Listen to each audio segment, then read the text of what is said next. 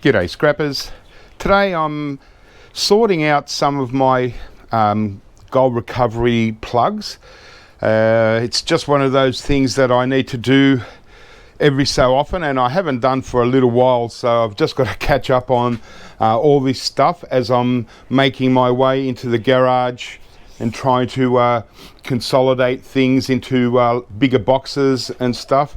So I have built up a little bit too much stuff here to sort through. I do like to sort my pins out, so I've got a big barrel here. I've got 4 buckets that have built up.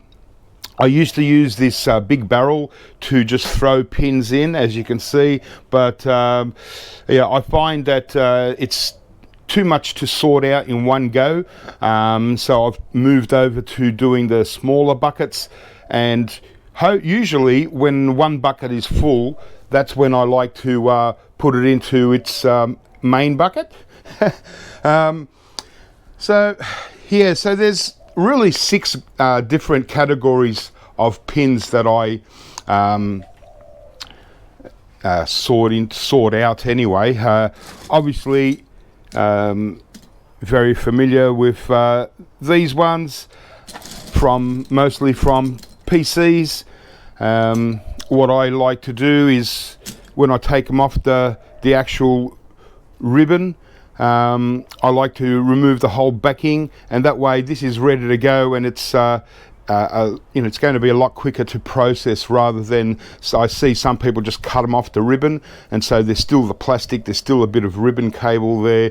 That's how I like to process my plugs and have them all ready to go. It's these are not the most highly valuable plugs out there, and a lot of them, here's a good example here, they've got this little plate in the center, and so that's just I throw these into brass, and then you got the pins, and ideally I should be processing these as I go, but it's just it's not the kind of thing that I can be bothered doing at this stage, because I've just got so much work going on. But this is the only sort of best way that I've found, is just using an old pair of nail cutters and just pulling out the plugs or the pins like that, and I just throw them back in there. They can just, because this is, all these ones are more like for, when I retire and just want to fiddle around, that's when I'll get into processing the majority of these. It's just too tedious at the moment for me when I look around and I've got so much work going on. But obviously much better to remove the pins. It would reduce my storage levels a lot if this was just, if I just had the pins removed. It would just be a small bucket of pins. But that's my problem. A lot of these actually aren't really high value gold recovery, like especially the current ones, the modern of these pins. They've got such a little amount of gold plating on the actual pin, but hey, it's like anything really. It all adds up, and sure, it's debatable whether it's worth the time it takes to process. Just sort of get one out. Yeah, so these ones here, well, yeah, so you might be able to notice it's mostly just the tips. Actually, these ones are pretty good compared to some of the other ones, and there are especially the older style, when you get PCs that have got floppy drives in them, they're usually what I consider an older PC. The plugs in there can be actually very good little dabs of gold plating, but still a reasonably low value gold pin. Pretty much all of them are reasonably low, except for, you know, actual, you know, pins like that. So the 5 grades that I've got, or 6 grades that I've got, are these ones here. Then we got the you got these little ones. I'm not going to bother trying to name what they are, but you're all familiar with them. They come in all different colors, usually double-sided. You can see the little gold pins. Quite difficult to get the pins out, a very fiddly thing, but these are okay value-wise. Then we've got obviously the, just get a bit closer, the VGA plugs, and the modern style plugs, which are actually quite good gold plated, but pound for pound, because most of the weight is dead weight, we only want the pins. A bit of work here. And funnily enough, I thought that these VGA plugs were going to be long gone by now, but I'm still getting them, stacks of them. But yeah, the only thing with these is, even though I remove the pins from the sides here just to reduce the weight in storage, it doesn't make much difference. If you were just to sell these plugs to someone that buys plugs, then you're better off leaving the pins in there to get extra weight. These are a pretty good gold plated pin. The only thing is, and obviously the older style, some of these are really good gold plating. Yeah, it just takes quite a long time to get these out, and I haven't worked out a really good system. I tried the Dremel with the little wheel to cut, but it turned out wasn't worth it, because the little wheels, they're like angle grinder wheels, they don't last very long, and so yeah, it just wasn't paying, wasn't worthwhile.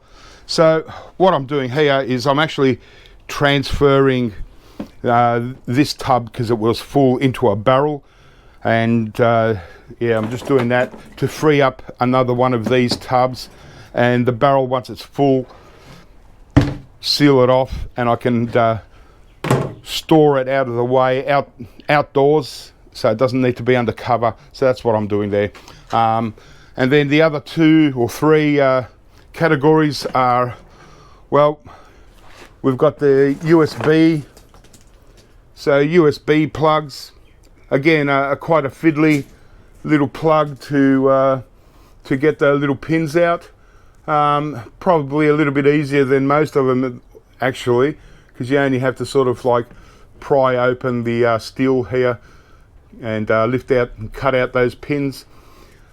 So I like to keep them separate, just to you know, just to give me, later on I'll be able to, you know, have an idea on what pins are worth individually as they're actually processed for gold recovery. So keep these ones separate, USB separate, these separate, and then just sort of get around here. Then here, obviously got your SATA type plugs, again mostly from PCs and servers. So these SATA plugs are okay. I don't get, well, they mainly come off power supply units, so I'm not going to get too many of these in future, because I leave the cords on power supplies now. But also included with the SATA are the small SATA plugs that come off, you know, the cables that lead to the hard drive and the circuit board and so on.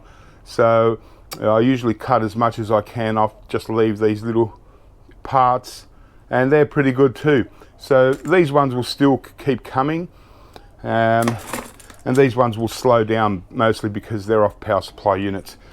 And then finally, probably, definitely the highest value stuff are just anything with pins. So, you know, here I've broken off a board or something. You can see, you know, quite nice gold plating on these pins. Obviously, again, just like gold fingers, the deeper the orange is, the better the plating quality. You know, but things like from floppy drives, usually from floppy drives are good quality gold plating, because of the old, you know, because they're old school. You know, you can see there, it's pretty nice gold plating there. So this tub here is just about, you know, it's just everything with actual pins. So, you know, from a power supply unit, just broken off, all kinds of things, a lot of stuff. All this obviously still needs to be cleaned up. Yeah, these sort of like, you know, riser cards and so on. Yeah, just about anything that's got pretty good gold pins in there. It would be nice if I processed them at the time, but you know, look at that nice strip of gold pins. So these will be reasonably easy to, you know, clean off later on. And again, I can see that they're very high quality gold pins. So that's the fifth one, and this tub is more valuable almost than all the others put together, gold recovery wise, simply because, you know, we've got such good quality, and also they're going to be a lot easier to process than most of it. So yeah, I thought I'd just start on these plugs. This is part one. Part two will probably be a little bit more interesting as I get there. You just got to consolidate all these, sort them out. You don't have to sort them out. I don't really have to sort them out. I could just seal them in barrels, and you know, I've been debating whether to do that, and then just, you know, when I go to actually process them, then I can just sort them out. But you know, I just started sort of like doing this system. I'm not 100% if I'm going to continue with it. You know, I really would prefer just to have barrels of pins, store it, save me, you know, like right now, this is like, you know, it'll probably take me a couple of days to sort through all this. But you know, what do you do? So, got a lot of pins here, and these are really good quality pins. Obviously, these are brand new, have come from some kind of pickup. I could see some awesome ones here that I've picked up. Look at them. You know, now that's what we're talking about, gold plating, and they go all the way through, and they're gold plated in both sides, and you know, that's really good quality gold plating. So you get really good value. That's what I mean, that the tub with the pins probably, you know, more value than everything else put together. You know, because there's a mixture of high grade stuff. So this one, nothing on the back here, but those gold pins there are super. Yeah. So I've just got to sort through all this. Like this one, you know, a little bit more complicated to get the gold pins out, but yep, they're certainly good, you know, pretty good quality there. And so more to the pin section, got all kinds of things. So it's going to take me a while. I mean, look at that, you know, again, really good quality gold plating, pins coming through the other end as well. So fully plated gold pins. Yeah, and just a lot more of the usual stuff. It's going to certainly take me quite some time to sort all this out. Yeah, these ones are actually quite nice as well, coming through both ends. Wow. So it's a big job, but you know, reasonably worth it, I suppose. For me, it's all about stockpiling gold recovery stuff for retirement, and just give me something to do when I finish scrapping or picking up e-waste from businesses and so on, and like a little nest egg. And the last time I done a video like this, it was you know, since then gold has gone up here in Australia anyway, $1,000 an ounce. So geez, you know, if it was worth doing back then when gold was, you know, 1,600 an ounce, well, it's certainly got to be worth now when it's worth 2,600 an ounce. So that's the whole idea of it. I'm not really looking at the money value right now. It's more of a speculation for me. Check out these things, you know, awesome boards they were. You know, I've obviously taken out all the chips and stuff, but you know, still got really good gold pins and things to depopulate. But yeah, it's all about speculating on the price of gold. Look, you know, in a few years gold has jumped up $1,000 an ounce. By the time I go to process these, who knows? You know, I'm speculating on gold going up really high, and geez, then it certainly would be worth processing all this sort of stuff. Is it worth right now? Well, these ones certainly are. You know, things like that, old school gold pins. I mean, you can just see there's the gold coming off that. It's, you know, certainly get good value for that money wise, but you know, all this sort of stuff, yeah, probably it is worth still processing, I believe, right now, based on the price of gold. But in the future, and well, look, if you process the gold and you just keep the gold, it's the same kind of thing. But I don't want to do that in dribs and drabs. I want to, you know, do it all in one go. Geez, I'd love to have 1,000 of them. Yeah, so I don't know. You know, there's not really much to for me to show here, processing this sort of stuff, because it's all pretty much just a repetitive thing. But yeah, I just, you know, still want to update on what I'm doing, and just keep reminding those that are collecting gold recovery stuff is don't worry about processing it yourself if you're not exactly sure on how to recover your precious metals from e-waste.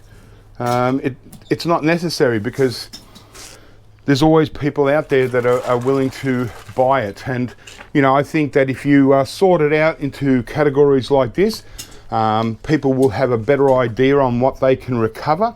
You know, so you say, okay, you know, these kind of plugs, your printer port and video port plugs, if they're, you know, all separate, you know, people can get a better idea, and it would be easy to sell than just a whole mixture of gold recovery plugs.